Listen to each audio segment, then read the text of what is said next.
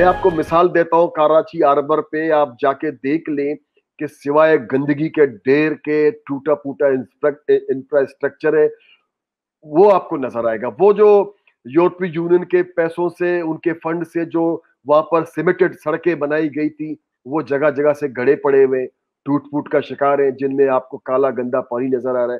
ظاہر ہے اسی حالت میں بھی اگر آپ سوچتے ہو کہ آپ دنیا میں فشنگ انڈسٹری میں اپنا مقام بنائے، ایکسپورٹ کریں، میں سمجھتا ہوں یہ ناممکن ہے. اسی لیے کہ دنیا صاف ستھری چیزیں خریدتی ہے، گند کوئی نہیں خریدتا. تو گندگی کو صاف کرنے کی ذمہ داری ہماری ہے.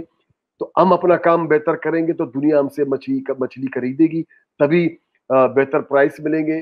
اگر بہتر پرائس ملیں گے تو یا لوکل جو میکنزم ہے اس پر جو ہے نا کام کرنا بہت ضروری ہے. اس لیے کہ جو خریدار ہے، جو پروسیس والا ہے اور جو ایکسپورٹر ہے، وہ کروڑوں روپے کما رہے ہو، بلینرز ہوتے جا رہے ہیں، لیکن جو ماہی گیر ہے، جو لانچ اونر ہے، ان کی آمدنی میں کوئی خاص اضافہ نہیں ہو رہا ہے. اور میں سمجھتا ہوں اس کی ساری اگر وجہ آپ دیکھ لیں تو آپ کو ایک پائیدار فشریز پالیسی کا نہ ہونا ہے کہ اتنی بڑی انڈسٹری، اتنے سارے لوگ اس میں انوالو ہیں، پھر بھی آپ کے پاس کوئی فشریز پالیسی نہیں ہے.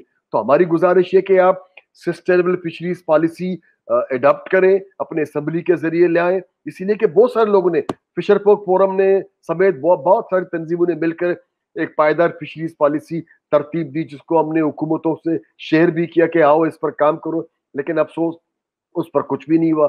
اور جب تک آپ کسی بھی انڈسٹری کا، کسی بھی لوکل کمیونٹی کے بارے میں آپ کی پلاننگ نہیں ہوگی، آپ کی پالیسی نہیں ہوگی، میں سمجھتا ہوں نہ آپ اس کے لیے بہتر کام کر سکتے ہو اور نہ ان کو آپ خوش کر سکتے ہو.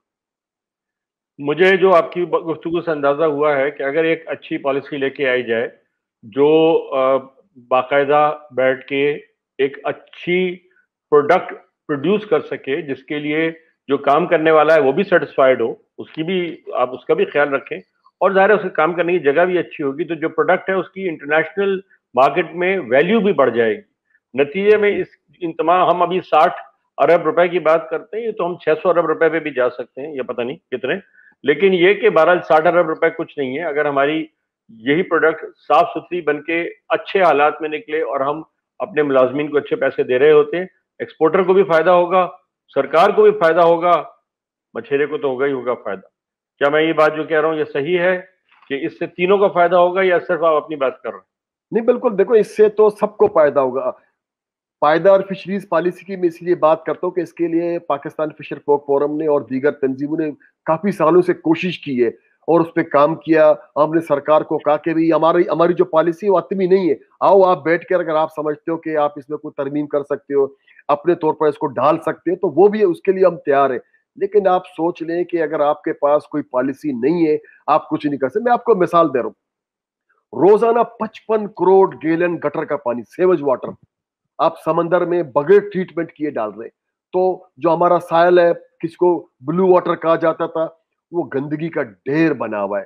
ہر جگہ آپ جائیں گے، آپ کیاماڑی میں بوٹ پہ، لانچ پہ سوار ہو اور آپ بابا بیٹ جزائر تک جائیں، پورے راستے میں آپ کو گٹر کا پانی ملے گا، کالا پانی ہوگا اور سیوج کی اس میں بدبو آئے گی.